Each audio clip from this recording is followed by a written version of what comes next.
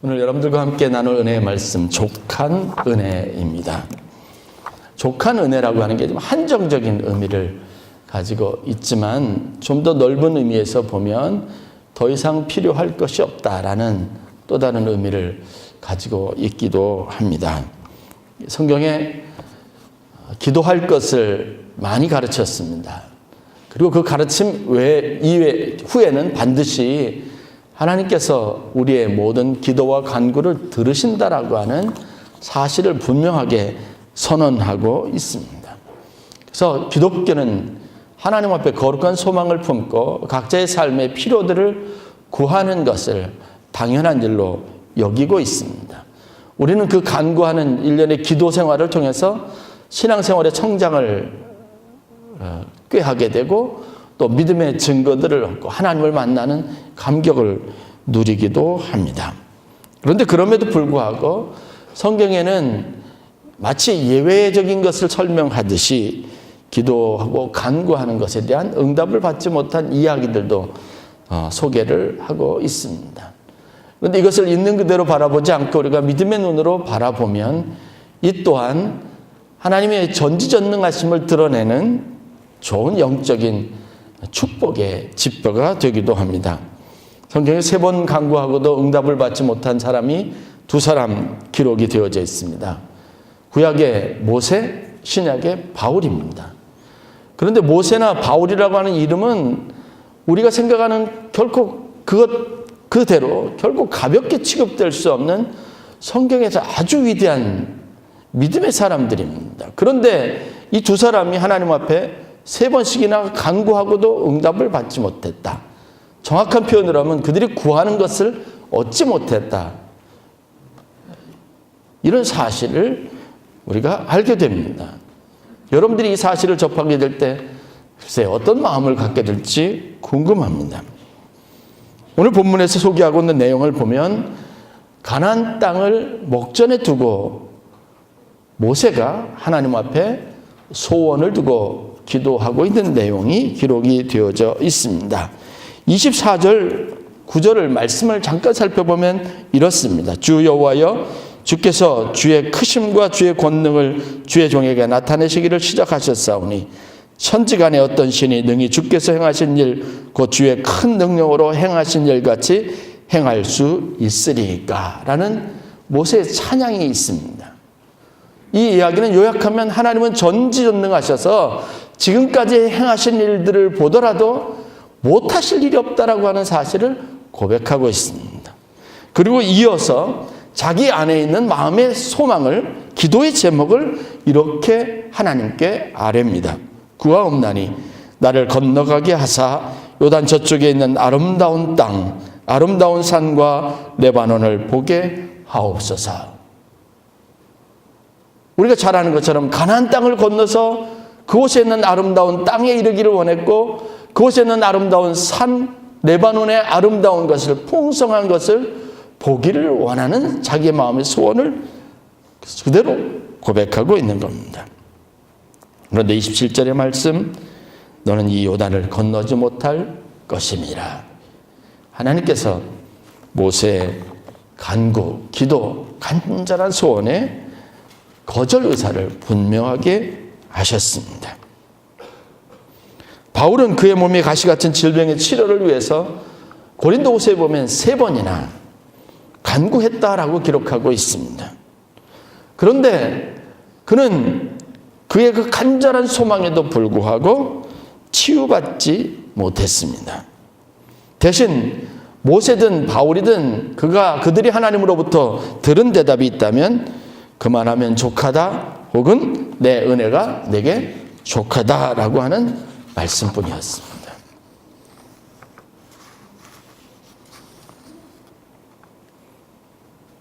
지난 1년 동안 성지의 순례를 준비했습니다. 작년 목회 계획을 제가 발표를 하면서 미리 임원들과 함께 성지 순례에 대한 소망을 이야기하고 같이 가도록 예산을 마련하고 같이 기도하자고 했습니다. 그래서 작년에 3번에 걸쳐서 성지 순례 계획을 공지를 하고 가실 분들을 모집을 했습니다. 그렇게 해서 16명이 성지 순례를 떠났습니다.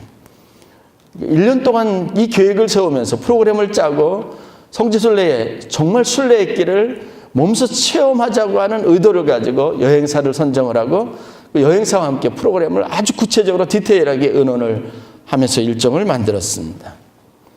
그 준비 과정에서 제가 제일 큰 은혜를 받았습니다.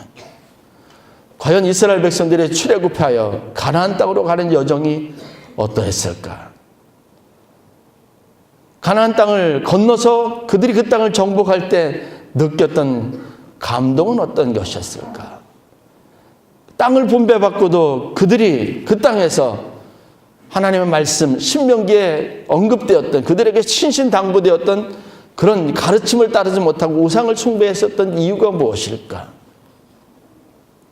가나안 땅은 왜 이쪽 출애굽 광야 일정, 즉 요단 동편과 그리고 시내산을 중심으로 한 그 땅과 어떤 차이를 가지고 있었을까? 왜 하나님은 그것을 가나안이라고 적과 꿀이 흐르는 땅이라고 말씀하셨을까?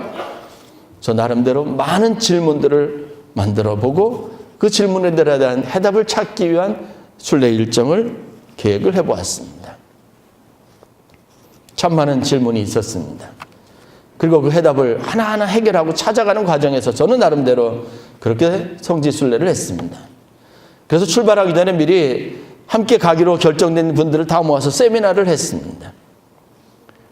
있는 곳, 유적지를 보지 말고 그 땅 하나하나를 과정들을 지나가면서 그 땅이 가지고 있는 지리적인 조건, 왜 성경 말씀과 그리고 그 땅이 가지고 있는 이 차이들은 무엇 때문에 존재하고 왜 하나님께서는 그 땅을 그런 곳이라고 말씀하셨는지 성경적인 배경을 가지고 믿음의 눈으로 한 곳 한 군데를 다 보도록 그렇게 미리 과제를 주고 도전을 했습니다. 제게 가장 큰 질문 중에 하나는 바로 모세에게 있었습니다. 모세에게는 왜 가나안 땅에 들어가는 것이 허락되지 않았을까? 다른 사람들의 삶에 아니면 그들의 성경에 나와 있는 많은 성경 위인들의 삶의 이야기들에 비해서 모세는 하나님 앞에 굉장히 충성스러웠던 사람이고 그 험난한 광야 여정을 이끌었던 위대한 신앙 지도자인데 무리바셈에서 이스라엘 백성들이 불평했던 그 일 때문에 그 단 한 가지 이유 때문에 모세에게 그토록 사모했던 땅, 그렇게 소망했던 땅, 결국 마침내 남들은 다 들어갔던 그 땅을 건너게 하지 못했던 하나님의 목적, 이유는 무엇일까?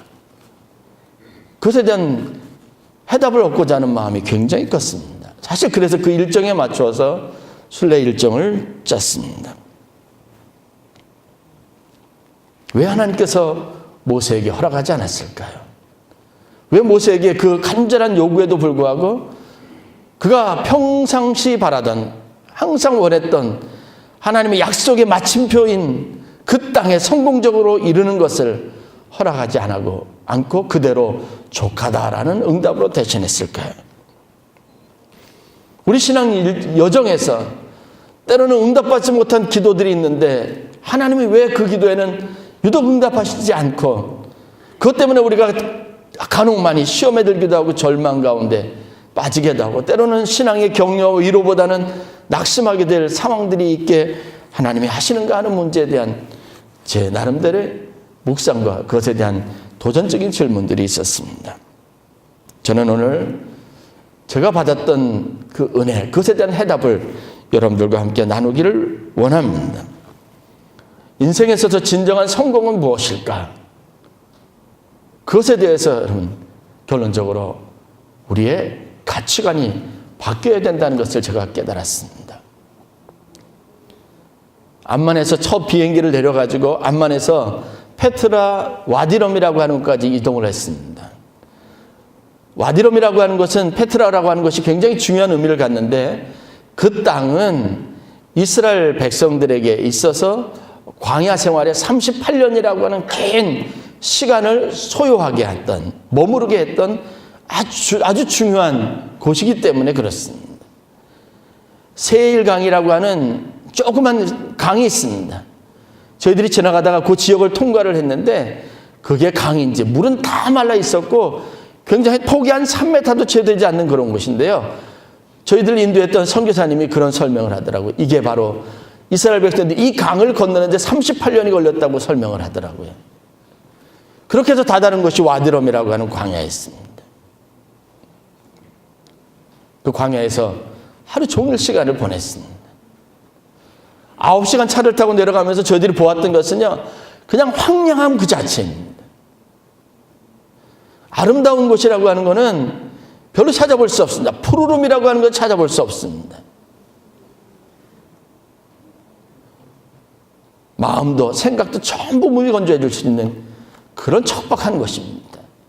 그런데 제가 은혜가 됐던 것은 뭐냐면, 그거 모래바람이 불고 그 막 정말 굉장히 악조건인 그 상황 속에서 모세가, 성경에 나와 있는 불평이라고 하는 것은요, 어떻게 보면 아주 굉장히 많이 숭고하게 승화된, 저 같았으면 그보다 훨씬 매 순간 하루하루 자고 일어나면 불평하고, 그 다음에 하루가 지나면 불평하고, 하루에 24시간을 불평하며 지냈을 건데, 이스라엘 백성들이 겨우 몇 번 성경에 주목할 만큼 그렇게 하나님 앞에 불평했다는 게 오히려 대단해 보일 만큼 그런 척박한 환경 속에 있었으면서도 불구하고, 모세가 자기 스스로도 견디기 힘든데, 자기 스스로도 원망할 수밖에 없는 환경인데, 어떻게 이 백성들을, 이 수백만의 사람들을 믿음으로 그 길을 이끌고 갈 수 있었을까? 그것도 40년 가까운 시간 동안.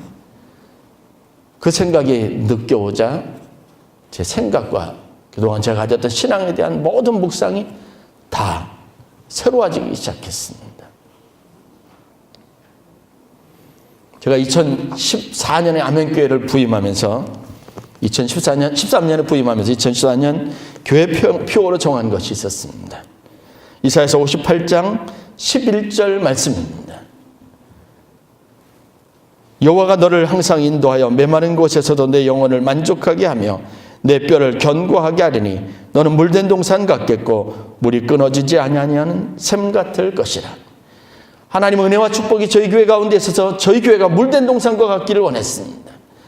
이곳에 흘러나는 은혜의 샘물이 주변을 적시는 아름다운 환상을 꿈꾸면서 이 말씀을 주제를 가지고 그리고 그렇게 1년을 목회를 했던 기억이 있습니다. 그런데 이번에 제가 이 말씀이 새로운 의미로 다가오기 시작했던 겁니다. 그 전까지만 해도 저는 이 말씀이 하나님의 은혜가 있어서 모든 것이 다 푸르르고 모든 것이 아름답고 열매가 풍성한 것에 대한 환상, 이상만 가지고 있었는데, 그 말씀의 의미를 정확하게 보면 바로 그겁니다. 여호와가 항상 너를 인도할 것이며 메마른 곳에서도 내 영혼을 만족하게 하고 내 뼈를 견고하게 할 것이라고 하는 말씀입니다.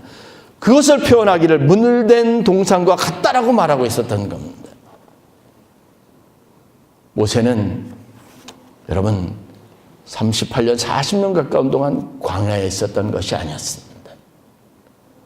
그에게는 하나님의 은혜의 공급이 있어서 그 척박해 보이는 그 땅에서 그는 가나안을 경험하는 축복을 누리고 있었던 겁니다. 그의 영혼을 만족하게 하시는 하나님의 은혜가 늘 공급이 끊어지지 않았습니다. 눈에 보이는 황량한 상무지를 걸은 것이 아니라 그곳에 불평하고 원망하는 지쳐있는 낙심한 사람들에게 소망을 줄 만큼 넘치는 은혜의 샘이 그에게 있었던 겁니다. 그래서 그 긴 세월 동안 그들을 그 광야 여정을 이끌 수 있었던 위대한 지도자였다는 것을 제가 깨달을 수 있었습니다. 아름다운 인생이란 여러분 어떤 많은 결실을 가지고 사람들에게 자랑할 것이 있는 마지막 인생을 가진 사람들이 아니라는 것을 제가 알았습니다. 삶의 과정, 그 시간들을 지나오면서 그가 끼쳤던 영향력, 그것 때문에 그가 함께 같은 열매, 같은 풍성한 은혜 안에 동참할 수 있었던 많은 사람들, 그들이 바로 그 인생의 성공과 그 인생의 축복이 무엇인지를 충분히 말해줄 수 있는 삶의 열매라는 것을 깨닫게 되었습니다. 느보산 비스가산의 꼭대기에 올랐습니다. 날씨가 너무 좋아서 바람이 세찬데도 불구하고 그 산 꼭대기에 오르니까요, 요단 저편 가나안 땅이 한눈에 다 들어오더라고요. 요단 동편과 요단 서편은 분명하게 차이가 있었습니다. 저희가 요단강을 건너가자마자 그 황량한 사막이 곳곳에 심겨진 물을 대가지고 씌워진 푸른 나무로, 그리고 곳곳에 있는 푸르름으로 가득 차 있는 모든 사냐, 들판 때문에 완전히 다른 대비를 보였습니다. 아마 모세는 이 모압 평지에서 그 요단강 저편에 있는 가나안 땅을 바라보면서 그런 아름답고 푸르른 동산에, 그런 땅에, 그런 산지에 자신이 가기를 바라는 소망을 아래했을 것이라는 생각을 가져보았습니다. 그런데 여러분, 모세는 그 땅에 들어가지 못하더라도 그 땅에 들어가도록 수백만의 사람들을 그들과 함께 그곳에 이르렀고 그들을 요단강을 건너가게 하는 위대한 믿음의 사람이었다는 것을 여러분 기억할 수 있기를 주의 이름으로 간절히 축원합니다. 진정한 성공은 남에게 과시할 그 눈에 보이는 열매가 아니라, 눈에 보이지는 않지만 여러분들이 살아가면서 믿음으로 남길 수 없는, 있는 수없이 많은 풍성한 영적인 유산이라는 것을 깨닫는 은혜가 있기를 간절히 축원합니다. 자기 목표를 성취하는 것이 성공이 아닙니다. 하나님의 뜻을 이루는 것입니다. 그런 의미에서 보면 참된 유산은 꼭 자기의 삶의 성공으로만 남겨지는 것이 아닙니다. 때로는 실패했던 경험도, 쓰라린 아픔도, 고난이라고 하는 것도 다른 사람들에게 충분히 교훈이 될 수 있고 다른 사람들의 삶의 격려가 될 수 있다는 것을 우리가 이해한다면 고난당하는 것이 하나님의 영광을 드러내기에 충분하고 다른 사람들 삶 속에 깊은 영적인 영향력을 가지고 섬길 수 있는 기회가 될 수 있다는 사실들을 우리가 간과하지 말아야 한다는 겁니다. 탈무드에 보면 이런 이야기가 있습니다. 한 유대인 노인이 뜰에 묘목, 아주 작은 나무를 심고 있습니다. 그것을 지나가던 나그네가 보았습니다. 그 광경을 보고 그 유대인 노인에게, 어르신에게 묻습니다. 언제쯤 그 나무에서 열매를 수확할 수 있겠습니까? 조그만 묘목인데 나그네가 이 유대인 노인에게 묻습니다. 언제쯤 수확할 수 있겠습니까? 이 할아버지가 대답을 합니다. 글쎄요, 한 70년쯤? 지나가던 나그네가 어처구니 없다는 듯이, 조롱하듯이 고개를 갸우뚱하며 이렇게 묻습니다. 그러면 할아버지는 그때까지 사실 수 있으시겠어요? 그러자 유대인 노인이 딱 잘라 이렇게 대답합니다.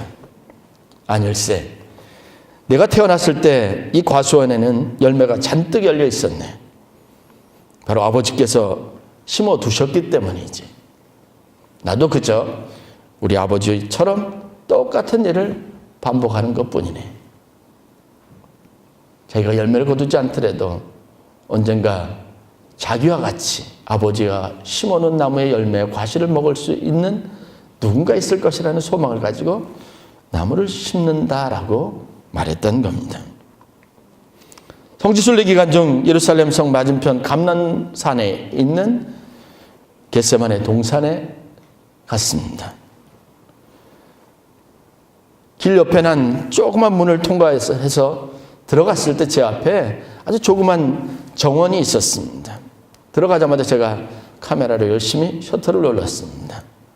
나무를 찍은 거죠. 그 정원 너머에 기념교회라고 크고 멋있는 교회가 세워졌습니다. 근데 제 눈에는 그 기념교회는 눈에 들어오지 않고 그 조그만 정원이 눈에 들어온 겁니다. 그리고 거기에 심겨져 있는 감람나무가, 즉 올리브나무가 눈에 들어왔습니다. 메마라 비틀어진 것 같은, 그러나 파란 싹이 여전히 돋아있는 고목 위에 푸른 파란 싹이 나 있는 올리브나무였습니다. 가이드가 갈릴리 지역을 여행할 때 저희가 이 올리브나무라 그래서 계속 사진을 찍어대니까 예루살렘에 가면 이것보다 훨씬 오래된 큰 고목이 된 올리브나무, 감람나무를 볼 거라고 말했기 때문입니다. 그것이 바로 거기 있었습니다. 가이드 이야기는 이겁니다. 이 정원에, 겟세마네 동산 이 정원에 수령이 2000년이 넘은 나무가 6그루가 있다는 겁니다. 그게 고스란히 이제 카메라에 담겨져 있습니다. 그리고 이어지는 그 멘트에 제 마음이 울컥해지기 시작했습니다. 이 나무들은, 아니 적어도 이 나무 중에 한 그루는 예수님이 겟세마네 동산에서 십자가를 지기 전 그날 밤 눈물로 기도하시던 것을 목격한 나무가 있다는 겁니다. 세상에 존재하는, 다 사라졌지만 단 유일한 한 목격자가 바로 이 나무라는 겁니다. 그 말이 왜 그렇게 감동이 되는지, 그때 그 시절 그 순간 그곳에서 기도하시던 예수님의 모습이 떠올랐습니다. 묵묵히 지켜보았을 나무, 그 역사적인 현장에 있었던 나무들, 그것이 그냥 나무가 아니라 영적인 충분한 의미가 돼서 우리 마음을 움직이는, 감동시킬 만한 힘이 있다는 것을 알았습니다. 그래서 사람들이요, 펜스를 쳐놨어요. 사람들이 쉽게 만지지 못하게. 이 나무가 그 목격자라는 얘기를 듣고 가지를 뜯어 잘라가지고 가고 부러뜨려서 가지고 가는 사람들이 많아가지고 나무를 보호하기 위해서 그랬다는 거예요. 갈릴리 저희가 선상에서 성만찬 예식을 했습니다. 제가 이 체험 프로그램을 정할 때 뭐냐면, 예수님께서 디베랴 바닷가에서 부활한 주님을 만나고도 낙심해 있었던 베드로를 찾아가셔서 고기를 먹이시던 일을 기억하면서 그 배 위에서 뭐 애국가도 부르고 거기에 유대인들 포크 댄스를 가르친다 그러는데, 전 그거 하지 않고 성만찬을 하겠다 그래서 성만찬을 준비해 달라고 부탁을 해서 거기서 성만찬을 했습니다. 예수님께서 낙심했던 베드로 찾아오셔서 먹이신 것처럼 오늘 우리에게 주시는 이 양식이 우리에게 다시 일깨우는 생명의 양식이 됩니다. 멘트를 하고 성만찬을 시작하는데 여기저기서 우시는 분들이 막 눈물을 흘리시는 겁니다. 이렇게 감격적인 성만찬을 할 수 있을까? 저도 목이 메서 제대로 인도하지 못했습니다.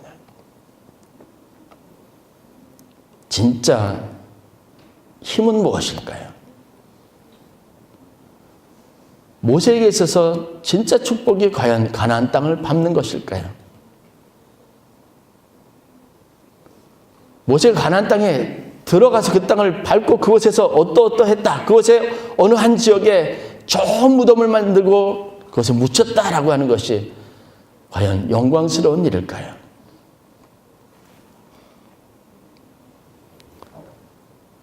성경 기록되어 있는 참된 영광은 하나님 우리에게 주시는 우리의 모든 바람과 소원의 그 깊은 것까지 헤아리셔서 우리에게 주시는 인생의 영광은 바로 하나님의 거룩함을 드러내고 자신이 쌓아왔던 모든 영적인 토대 위에, 삶 위에 더 많은 믿음의 지체들을 세우는 것에 있다는 사실들을 우리가 절대로 간과하지 않아야 합니다. 모세는 가나안 땅에 있는 것 같은 그 충만함으로 그 안에 메마르지 않는 소망을 가지고 매일같이 적막한 곳에서 아무것도 볼 수 없는 그곳에 낙심하고 절망하고 불평하고 희망이 없어서 고통받는 사람들, 날리는 모래바람에 먹을 것이 없어서 마실 것이 없어서 매일같이 하나님이 오시겠냐고 울부짖고 절규하는 사람들에게 하나님이 여기 계시다고 말하는 그 깊은 영적인 샘이 그 안에 있었다는 것을 제가 묵상하고 참 많은 은혜를 받았습니다. 여러분, 영적인 축복을 사모하는 진짜 그리스도인들이 되실 수 있기를 주의 이름으로 간절히 축원합니다. 하나님 우리에게 주시는 영광은요, 하나님의 미랄이 돼서 썩어지는 것에 있습니다. 영광은 가나안 땅에 들어가는 것에만 있지 않은 겁니다. 성공은 그 땅을 밟았다고만 성공이 아닙니다. 자신에게 맡겨진 이스라엘 백성들을 가나안 땅으로 들어가도록 이끄는 강력한 그의 믿음, 순간순간에 낙심할 만한, 불평하고 원망할 만한 요소들을 이겨내고 그들에게 희망을 말하고 가나안 땅을 이야기하고 하나님의 거룩하심과 공급하심에 대해서 망설이지 않고 그들에게 끊임없이 외칠 수 있었던 그의 영적인 힘에 그 참된 지도력이 있었다는 것을 우리가 묵상할 수 있어야 합니다. 그것이 바로 모세의 영광입니다. 어느 누구도 모세가 가나안 땅을 정복했던 그 행렬에 들어가 있지 않다고 해서 모세를 실패한 사람이라고 말하지 않습니다. 자신에게 주어진 인생의 최고로 복된 삶, 하나님과 동행하며 살았던 이 축복이 있어서 비스가 산꼭대기, 저희가 모세가 묻힌 곳으로 추정되는 모세의 무덤은 없습니다. 그쪽을 바라보고 그 골짜기 어딘가에 묻혔다고 하는 이야기를 들었는데요. 그것에 아무도 찾을 수 없는, 다른 것은 다 기념될 만한 무엇으로 세워졌지만 아무 기념할 것도 없는 곳에 묻혀진 쓸쓸한 인생이 되었지만, 그에 대한 우리의 평가는 여러분 결코 인색하지 않다는 것을 우리가 알아야 합니다. 목적한 것을 달성하고 원하는 것을 성취하는 것만이 귀한 것이 아니고 성공인 것은 아닙니다. 우리가 살아오면서 남긴 것들, 우리가 살아가는 방식들, 믿음을 가지고 우리가 했던 모든 일들, 그것을 보았던 2000년 된 올리브나무처럼 많은 사람들이 믿음으로 설 것이고, 그 사람을 통해서 또 다른 사람이 믿음을 얻을 것이고, 그렇게 해서 여러분들을 통해서 모세처럼 긴 시간을 지나서도 여전히 하나님이 약속한 요단강을 건너 약속의 땅으로 들어갈 수없이 많은 영혼들을 꿈꾸고 그들과 함께 할 수 있다는 영광을 여러분 누리는 축복이 있기를 주의 이름으로 간절히 축원합니다. 신명기 31장에 그래서 모세는 오늘 주신 말씀처럼 그들에게 지팡이를 남기거나 그들에게 무엇을 어떤 구체적인 자신이 가지고 있었던 유물을 남기기보다 하나님의 말씀으로 그들을 격려하고 말씀으로 그들에게 약속을 전달하는 것을 볼 수 있습니다. 그럴싸한 것, 그것에 사로잡히지 마십시오. 여러분들이 자랑할 만한 것, 그것을 여러분 위대하다고 여기지 마십시오. 최소한 우리가 성경을 진리로 믿는 사람이라면 이것보다도 훨씬 더 가치 있고 의미 있고 중요한 것이 무엇인지 우리는 분명하게 알고 있고 이미 우리에게 그것을 소유하고 있는 백성들입니다. 고귀한 신앙유산, 그것을 남기는 성도들이 될 수 있기를 주의 이름으로 간절히 축원합니다. 성경에 많은 인물들이 있습니다. 신앙 위인들이 있습니다. 그들이 인생의 마지막에 남긴 것이 우리에게 교훈이 됐던 것은 아니에요. 그들의 삶 자체, 그들의 인생에 하나님이 무엇을 하셨고 하나님이 어떻게 역사하셨고 그들의 연약함이 무엇이고 그대로 보여줬던, 그러나 마침내 그들이 신앙을 가지고 살았던 그 위대한 발자취가 저희들에게 교훈이 되고 저희들에게 기억될 만한, 오래오래 마음에 새길 만한 그런 영적인 축복이 되었다는 것을 잊지 않아야 됩니다. 바라기는 무덤 없는 사람 모세, 이 땅에 육신의 그림자를 전혀 남기지 않은 사람 모세, 아니 하나님께 묻힐 곳조차 허락받지 못했던 사람 모세, 그 모세의 길을 가는 것을 영광스럽게 여기고 기쁨으로 여길 수 있는 여러분들이 되실 수 있기를 주의 이름으로 간절히 축원합니다. 응답되는 것, 내가 바라던 것이 이루어지는 것보다 더 중요한 것은 하나님이 내 안에서 이루실 위대한 일에 있음을 다시 한번 기억하시고 원망과 불평, 그것을 감사와 찬양으로 넘치게 하시는 성도들이 되시기를 주의 이름으로 간절히 축원합니다. 기도하겠습니다.